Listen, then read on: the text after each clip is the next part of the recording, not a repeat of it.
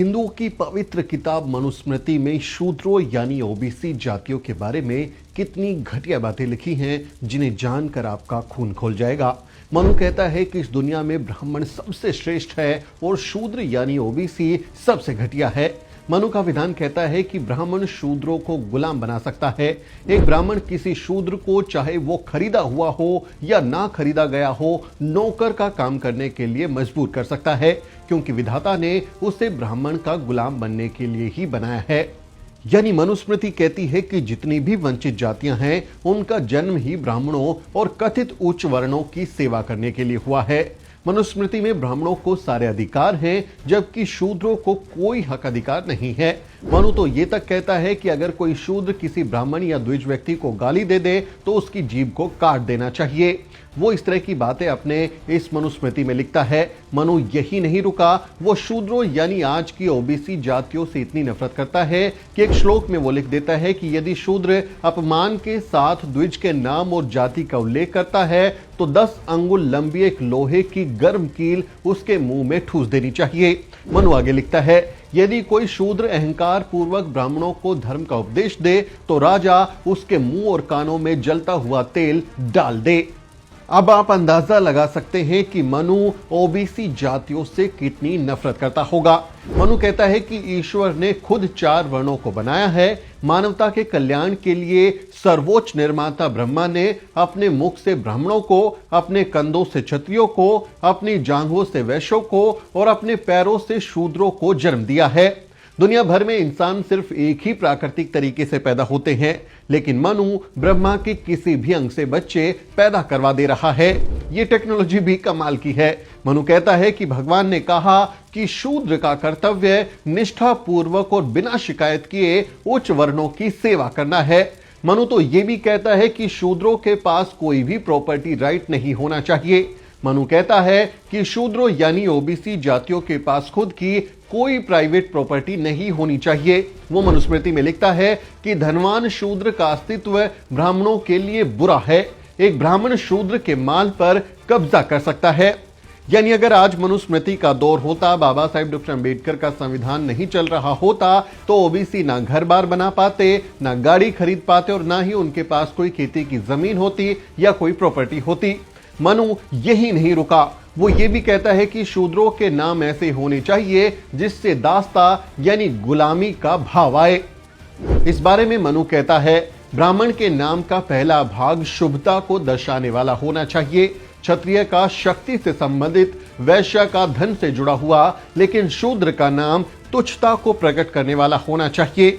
ब्राह्मण के नाम का दूसरा भाग ऐसा शब्द होना चाहिए जो सुख को दर्शाए। क्षत्रिय का ऐसा शब्द जो रक्षा को प्रकट करे, वैश्य का ऐसा शब्द हो जो समृद्धि को व्यक्त करे और शूद्र का ऐसा शब्द हो जो सेवा को दर्शाए।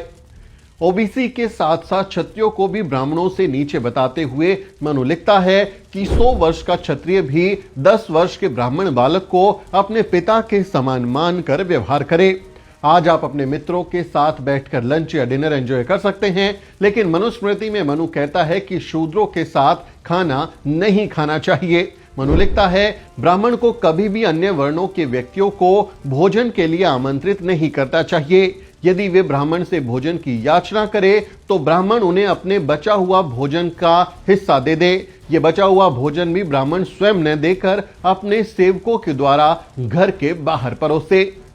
आज दलितों, आदिवासियों और ओबीसी को मिलने वाले आरक्षण को कोसा जाता है, लेकिन मनु अपने विधान में ब्राह्मणों, क्षत्रियों और वैश्यों के लिए 100% आरक्षण की व्यवस्था करता है। मनु कहता है कि शिक्षा पर सिर्फ ब्राह्मणों का अधिकार है। मनु लिखता है, शूद्र शिक्षा प्राप्त करने के अयोग्य हैं। ऊंची जातियों को शूद्र को शिक्षा देने या सलाह देने का अधिकार नहीं है। शूद्रों को कानून और नियम जानने की आवश्यकता नहीं है, इसलिए उन्हें सिखाना अनिवार्य नहीं है। इसका उल्लंघन करने वाले व्यक्ति को अमृत नरक में जाना होगा। यानी ये अगर कोई व्यक्ति पढ़ता लिखता है या उसको कोई पढ़ाता लिखा है तो उसे नर्क में जाना होगा। आगे मनु लिखता है कि जो व्यक्ति शूद्र छात्रों को शिक्षा देता है या जिसका शिक्षक शूद्र होता है वो श्राद्ध में बुलाए जाने के अयोग्य हो जाता है, यानी उसको श्राद्ध में नहीं बुलाया जा सकता। मनु ऐसा इसलिए लिखता है कि कोई भूले से भी शूद्रों को शिक्षा ना दे पाए और डर जाए कि अगर वो शिक्षा देगा, पढ़ाएगा, लिखाएगा तो उसे नर्क में जाना पड़ेगा। आज आपको बहुत से दलित पिछड़े बाबाओं के डेरे में जाते दिखाई देंगे, धार्मिक कर्मकांड करते दिखाई देंगे, लेकिन मनु कहता है कि शूद्रों को धर्म कर्म करने का कोई अधिकार नहीं है। मनु कहता है शूद्रों की उपस्थिति में वेदों का पाठ कभी नहीं करना चाहिए। आज कोई भी SC ST या OBC CM PM और राष्ट्रपति तक बन सकता है, लेकिन मनु शूद्रों को राजा बनने लायक नहीं मानता। मनु तो ये तक कह देता है कि जिस राज्य का राजा शूद्र है वहां रहना ही नहीं चाहिए। ऐसा कोई भी देश जहां ब्राह्मण नहीं हो या जहां ब्राह्मण खुश ना हो वो देश बर्बाद और नष्ट हो जाएगा। यानी हर किसी का बस एक ही काम है, ब्राह्मणों को खुश रखना। सवर्ण इस मक्कारी को छुपाने के लिए अक्सर कहते हैं कि पुराने समय में वर्ण व्यवस्था जन्म पर नहीं बल्कि कर्म पर आधारित थी, लेकिन मनुस्मृति में साफ साफ लिखा है कि ब्राह्मण चाहे कितना भी अज्ञानी क्यों ना हो वो जज बन सकता है, उसकी पूजा हो सकती है, वो पूजनीय है। मनु लिखता है कि ब्राह्मण जो केवल जन्म से ब्राह्मण हो और जिसने वेदों का अध्ययन या वेदों द्वारा निर्दिष्ट अन्य कोई कृत्य न किया हो, राजा की इच्छा पर कानून की व्याख्या कर सकता है, अर्थात न्यायाधीश की भूमिका निभा सकता है। लेकिन किसी भी स्थिति में शूद्र चाहे वो कितना भी शिक्षित क्यों ना हो न्यायाधीश नहीं बन सकता।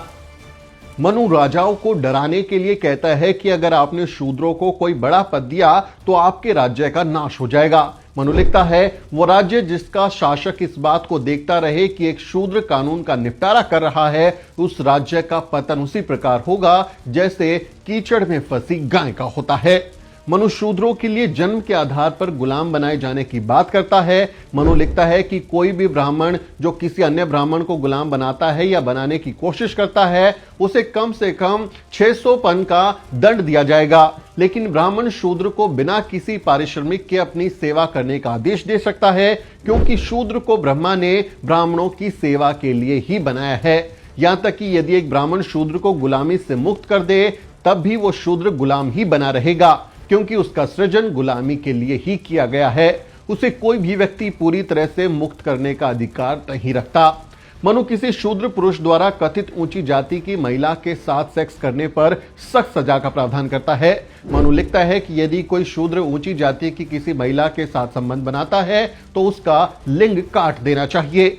अब आप अंदाजा लगा लीजिए कि मनु को शूद्रों से कितनी नफरत रही होगी।